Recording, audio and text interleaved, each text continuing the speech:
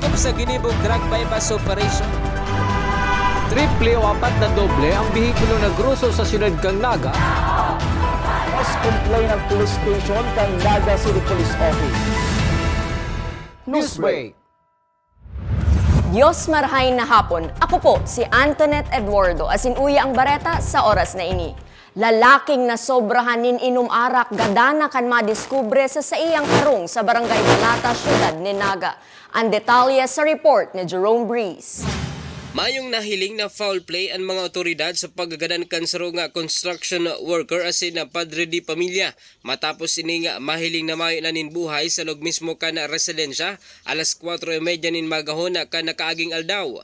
Sigon ki Police Major Crisanto Romero, uring nahiling ang biktima nga si Rodrigo Castillo na burat asin na dati naman subot ini nga may helang sa kidney.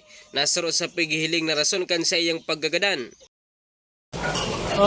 Sa ngunyang po, nasa kusuri na po kang pamilya ang masabi ko pong biktima. Po siya, bali na-report po sa muna discover mga po alas 4 hindi na madaling araw. Wala naman po tayo nakuhang ebidensya na nagpapatunay ng foul play. At ayon po sa kanyang mga kapamilya, yun nga po, may ito na willing minom. Halos ilang araw na pong inom, siguro nalipasan ng kain. At mayroon po itong nararamdaman sakit sa kanyang katawan. Kaya yung pong hindi na rin po nag-wave na rin yung pamilya para sa magkandak tayo ng suko. Yun po, ito na sa kanyang yung katawan. Ang nasabing biktima ang haros sa 5 taon naman na binayaan kan sa iyang agom na posibleng rason kan sa iyang perming pag-inom nin arak. Kaya nangampudan ng opisyal na riparuhon ang mga kaparyentes tanganing de makasobra sa pag-inom na posibleng maging kausa kan siring na insidente. Di mo po siguro bawal mag-inom basta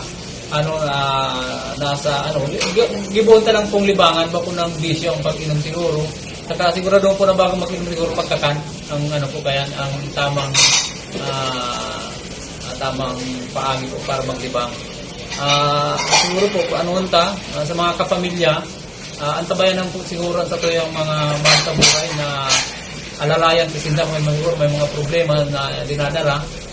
Pwede man po siguro na libangunta ang sa ito yung mga mahal sa buhay agiyon sa mga maray na habit bako po sa mga karat sa hawak para po dahil maulit pang araw yung pangyayari. Siguro ang inihiling ko pong kausa kayo ni is longing for love and family po ngayong taong di kaya na si result niya is sa pag-inom niya na yung oras niya at po kaya ayon po sa mga mahal sa buhay magli-5 taon na po itong nahiwalay sa asawa.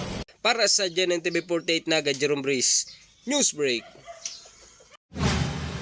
Sa iba pang bareta, magagayo na paintings na may kakaibang estilo na gibo ni Dr. Ellen Mogan, tampok ngunyan sa V-Art Gallery Canaga College Foundation. Ang detalye sa report ni Melvin Machado. 41 magagayo na paintings ang nakadisplay asin mahihiling sa V-Art Gallery asin Museum kang Naga College Foundation. Gibo ini kang dating flight crew attendant na si Dr. Helen Mogan na susog sa iya naging instrumento para malibang siya matapos ang sa iyang pagre-retiro sa pribadong pagtrabaho sa halawig na panahon. Naging paagi man ini para malabanan niya ang depression matapos ang pagre-retiro. Makulor asin nagamit in glitters ang sa iyang paintings na kakaiba sa gabos. In a way, the depression from retirement it was so deep that I needed to get out of it, and I got out of it. Yeah, the colors helped me with the therapy, and my mind started designing, and then I thought of doing this. And it's a kind of new because not a lot of people are doing this in the world or in the Philippines. Ini na ang ikatulong pagkakataon na exhibit ni Dr. Mogan ang sayo magagayon asing kakaibang estilo ng paintings matapos sa mga nainot na exhibit kay ni duman sa Metro Manila. Kung igwang nababakal sa mga paintings, itinatabang mansubot na ini sa ibang nangangaipo. Kaya imbitado niya ang publiko na pasyaran ang V-Art Gallery para mahiling ang sa iyong mga obra. I'm inviting you to this exhibit and get one for you, for your houses, for your homes, and for your businesses. It's a different kind of art, and I'm inviting everyone to come and visit. We will be open up to April 30 and maybe beyond if we are not able to sell everything here.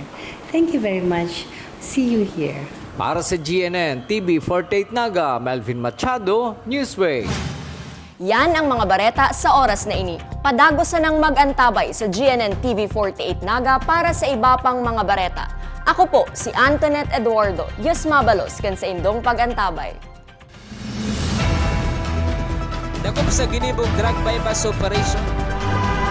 Triple o 4 na doble ang bihikulo na gruso sa siyudad kang Naga. Mas complain ng police station kang Naga City Police Office. Newsway.